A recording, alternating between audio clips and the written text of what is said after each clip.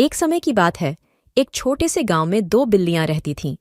उनका नाम चंपा और चमेली था। दोनों बहुत अच्छी दोस्त थीं, लेकिन जब भी खाने की बात आती वे हमेशा झगड़ती थीं। एक दिन चंपा और चमेली को एक रोटी का टुकड़ा मिला। दोनों ने तुरंत उस पर अपना हक जताया और आपस में बहस करने लगीं। चंपा ने कहा, यह रोटी मेरी है। चमेली ने भी जोर देकर कहा, नहीं, यह मेरी है। वे आपस में इतने झगड़ रहे थे कि उन्होंने नहीं देखा कि एक बंदर पेड़ पर बैठा सब देख रहा था।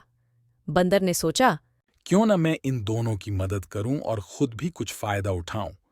बंदर नीचे आया और बोला, अरे, तुम दोनों क्यों झगड़ रही हो? मैं इस समस्या का समाधान कर सकता हूं। दोनों बिल्लियां बंदर की बात मान गईं और रोटी उसके हाथ में दे दीं। बंदर ने रोटी को दो टुकड़ों में तोड़ा, लेकिन एक टुकड़ा थोड़ा बड़ा था। उसने बड़ी चालाकी से कहा। अरे, ये तो बराबर नहीं है। मैं इसे बराबर कर देता हूं। बंदर ने बड़ा टुकड़ा काटकर थोड़ा सा खा लिया। अब दूसरा टुकड़ा बड़ा हो गया। उसने फिर से कहा, अब ये बराबर नहीं है। मैं इसे फिर से काटता हूं। और इस तरह बंदर ने दोनों टुकड़ों को बराबर करने के बहाने से थोड़ा थोड़ा करके सारी रोटी खा ली। आखिर में बिल्लियों के पास कुछ भी नहीं बचा।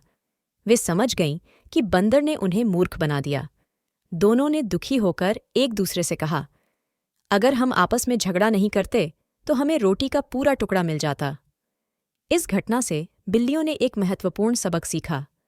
आपस में मिलजुल कर रहना चाहिए और छोटी छोटी बातों पर झगड़ा नहीं करना चाहिए। सीख, आपस में झगड़ने से कुछ नहीं मिलता, बल्कि मिलजुल कर रहने में ही सच्ची खुशी है।